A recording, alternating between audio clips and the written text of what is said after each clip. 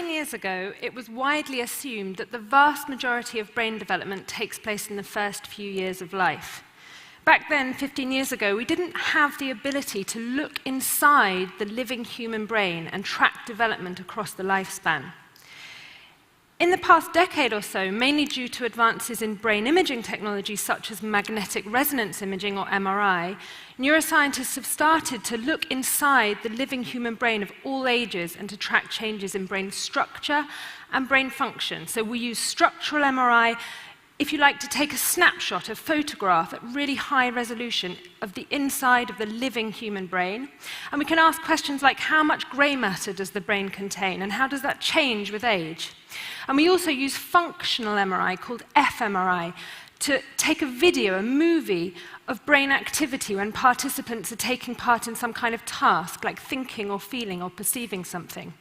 So many labs around the world are involved in this kind of research, and we now have a really rich and detailed picture of how the living human brain develops. And this picture has radically changed the way we think about human brain development by revealing that it's not all over in early childhood, and instead, the brain continues to develop right throughout adolescence and into the 20s and 30s.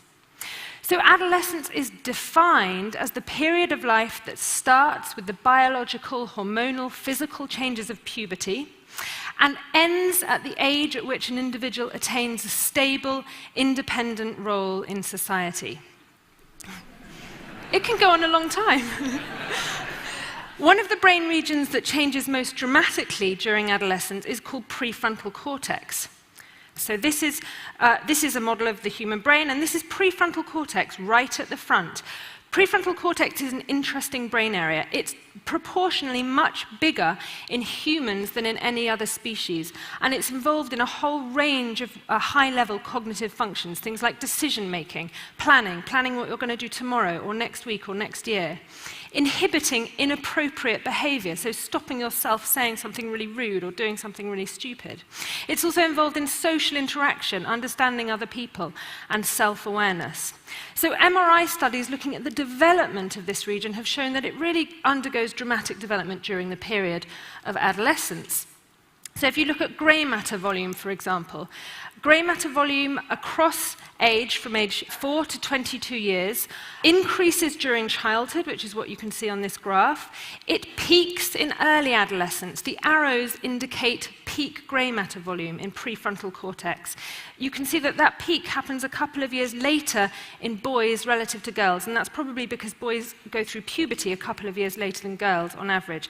And then during adolescence, there's a significant decline in grey matter volume in prefrontal cortex. Now that might sound bad, but actually this is a really important developmental process because grey matter contains cell bodies and connections between cells, the synapses. And this decline in grey matter volume during prefrontal cortex is thought to correspond to synaptic pruning, the elimination of unwanted synapses. This is a really important process. It's partly dependent on the environment that the animal or the human is in that synapses that are being used are strengthened and synapses that aren't being used in that particular environment are pruned away. You can think of it a bit like pruning a rose bush. You prune away the weaker branches so that the remaining important branches can grow stronger. And this process, which effectively fine-tunes brain tissue according to the species-specific environment, is happening in prefrontal cortex and in other brain regions during the period of human adolescence. So a second line of inquiry that we use to track changes in the adolescent brain is using functional MRI to look at changes in brain activity across age. So I'll just give you an example from my lab. So in my lab, we're interested in the social brain. That is, the network of brain regions that we use to understand other people and to interact with other people. So I like to show a photograph of a soccer game to illustrate two aspects of how your social brains work. So this is a soccer game. Michael Owen has just missed a goal, and he's lying on the ground. And the first aspect of the social brain that this picture really nicely illustrates is how automatic and instinctive social emotional responses are. So within a split second of Michael Owen missing this goal, everyone is doing the same thing with their arms and the same thing with their face. Even Michael Owen, as he slides along the grass, is doing the same thing with his arms, and presumably has a similar facial expression. And the only people who don't are the guys in yellow at the back. And I think they're on the wrong end of the stadium, and they're doing another social emotional response that we all instantly recognize. And that's the second aspect of the social brain that this picture really nicely illustrates, how good we are at reading other people's behavior, their actions, their gestures, their facial expressions, in terms of their underlying emotions and mental states. So you don't have to ask any of these guys, you have a pretty good idea of what they're feeling and thinking at this precise moment in time. So that's what we're interested in looking at in my lab. So in my lab, we bring adolescents and adults into the lab to have a brain scan. We give them some kind of task that involves thinking about other people, their minds, their mental states, their emotions. And one of the findings that we've found several times now, as have other labs around the world, is part of the prefrontal cortex, called medial prefrontal cortex, which is shown in blue on the slide. And it's right in the middle of prefrontal cortex, in the midline of your head. This region is more active in adolescents when they make these social decisions and think about other people than it is in adults. And this is actually a meta-analysis of 9 different studies in this area from labs around the world, and they all show the same thing, that activity in this medial prefrontal cortex area decreases during the period of adolescence. And we think that might be because adolescents and adults use a different mental approach, a different cognitive strategy to make social decisions. And one way of looking at that is to do behavioral studies, whereby we bring people into the lab and we give them some kind of behavioral task. And I'll just give you another example of the kind of task that we use in my lab. So imagine that you're the participant in one of our experiments. You come into the lab, you see this computerized task. In this task, you see a set of shelves. Now, there are objects on these shelves, on some of them, and you'll notice there's a guy standing behind the set of shelves, and there are some objects that he can't see. They're occluded from his point of view with a kind of grey piece of wood. This is the same set of shelves from his point of view. Notice that there are only some objects that he can see, whereas there are many more objects that you can see. Now, your task is to move objects around. The director, standing behind the set of shelves, is going to direct you to move objects around. But remember, he's not going to ask you to move objects that he can't see. This introduces a really interesting condition whereby there's a kind of conflict between your perspective and the director's perspective. So imagine he tells you to move the top truck left. There are 3 trucks there. You're going to instinctively go for the white truck because that's the top truck from your perspective. But then you have to remember, oh, he can't see that truck, so he must mean me to move the blue truck, which is the top truck from his perspective. Now, believe it or not, normal, healthy, intelligent adults like you make errors about 50% of the time on that kind of trial. They move the white truck instead of the blue truck. So we give this kind of task to adolescents and adults, and we also have a control condition where there's no director, and instead we give people a rule. We tell them, okay, we're going to do exactly the same thing, but this time there's no director. Instead, you've got to ignore objects with a dark grey background. You'll see that this is exactly the same condition, only in the no director condition, they just have to remember to apply this somewhat arbitrary rule, whereas in the director condition, they have to remember to take into account the director's perspective in order to guide their ongoing behavior. Okay, so if I just show you the percentage errors in a large developmental study we did, this is in a study ranging from age 7 to adulthood, and what you're going to see is the percentage errors in the adult group in both conditions. So the grey is the director condition, and you see that our intelligent adults are making errors about 50% of the time, whereas they make far fewer errors when there's no director present, when they just have to remember that rule of ignoring the grey background.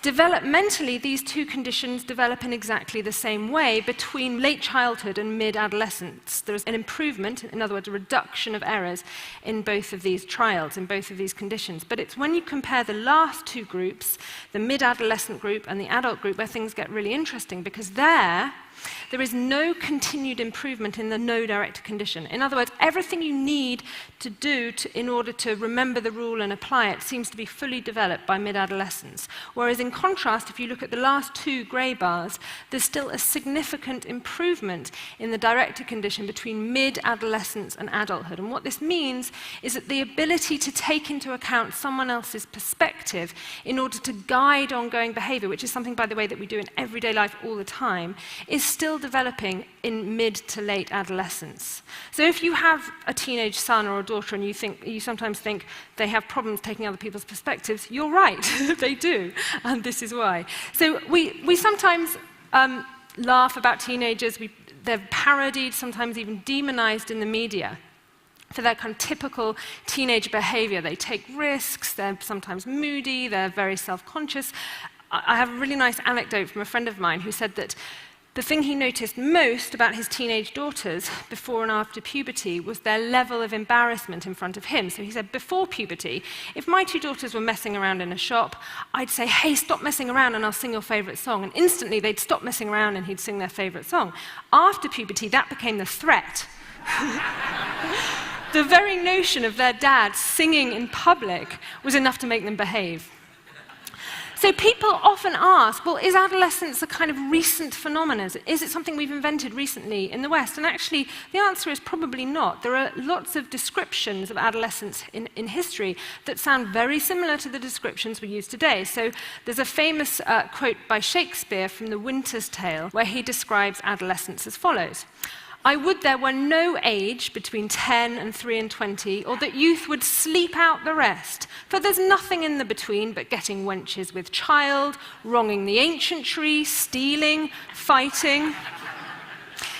He then goes on to say, having said that, would any but these boiled brains of 19 and 2 and 20 hunt in this weather? So, almost 400 years ago, Shakespeare was portraying adolescents in a very similar light to the light that we portray them in today. But today, we try to understand their behavior in terms of the underlying changes that are going on in their brain. So, for example, take risk-taking. We know that adolescents have a tendency to take risks. They do. They take more risks than children or adults, and they are particularly prone to taking risks when they're with their friends. There's an important drive to become independent from one's parents and to impress one's friends in adolescence. But now we try to understand that in terms of the development of a part of their brain called the limbic system. So I'm going to show you the limbic system in red in the slide behind me and also on this brain. So the limbic system is right deep inside the brain, and it's involved in things like emotion processing and reward processing. It gives you the rewarding feeling out of doing fun things, including taking risks. It gives you the kick out of taking risks. And this region, the regions within the limbic system, have been found to be hypersensitive to the rewarding feeling of risk-taking in adolescents compared with adults. And at the very same time, the prefrontal cortex, which you can see in blue in the slide here, which stops us taking excessive risks, is still very much in development in adolescence. So, brain research has shown that the adolescent brain undergoes really quite profound development, and this has implications for education, for rehabilitation, and intervention. The environment, including teaching, can and does shape the developing adolescent brain. And yet it's only relatively recently that we have been routinely educating teenagers in the West. All four of my grandparents, for example, left school in their early adolescence. They had no choice. And that's still the case for many, many teenagers around the world today. 40% of teenagers don't have access to secondary school education. And yet, this is a period of life where the brain is particularly adaptable and malleable. It's a fantastic opportunity for learning and creativity. So what's sometimes seen as the problem with adolescence, heightened risk-taking, poor impulse control, self-consciousness, shouldn't be stigmatized. It actually reflects changes in the brain that provide an excellent opportunity for education and social development. Thank you.